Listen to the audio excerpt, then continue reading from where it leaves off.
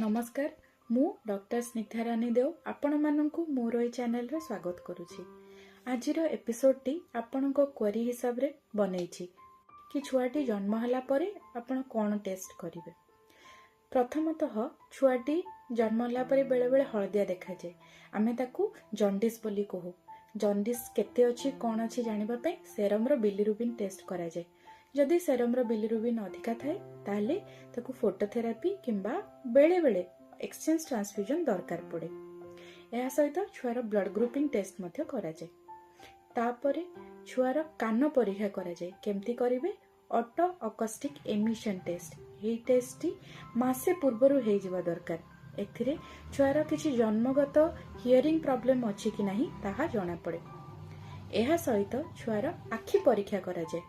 साधारणतः जेतेबेले छुआटी कम ओजन जन्म हुए किंबा समयरु आगुरु जन्म हो जाए किंबा छुआ को आईसीयू रे भर्ती कराई थाए, ऑक्सीजन लागि थाए, वेंटिलेटर रे लागि थाए, ताहाले छुआ मानकर विजन रे प्रॉब्लम हुए। एही क्षेत्र रे आमे रेटिनोपैथी ऑफ प्रीमैच्योरिटी स्क्रीनिंग करू। किछि किछि समय रे छुआ मानकर जन्मगत मोतिया बिंदु मध्य थाए। एहा जानिबा मध्य निहाती दरकार। तापरे आमे किछि ब्लड टेस्ट करू जेउथिरे कि आमे थायराइड रो प्रॉब्लम किछि अछि कि नाही, किछि किछि समय रे सिकल सेल एनीमिया, थैलासेमिया एवं आउ किछि क्षेत्र रे G6PD रो डेफिशिएंसी अछि कि नाही छुआ को ताहा किछि समय रे डिटेक्ट करि थाउ। तापरे रहिला पल्स ऑक्सीमेट्री स्क्रीनिंग। एही स्क्रीनिंग टेस्ट करिबा द्वारा छुआर किछि हार्ट रो समस्या अछि कि नाही एहा आमे डिटेक्ट करू।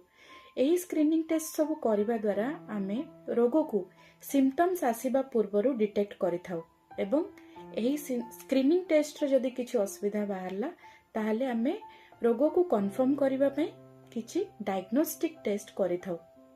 जदि एही वीडियोटी आपनको भल लागिछि ताहाले मो वीडियो को लाइक शेयर और सब्सक्राइब करंतु एवं आउ किछि जदि जानिया को चाहुचंती ताहाले कमेंट माध्यम रे जणांतु। रहिली धन्यवाद।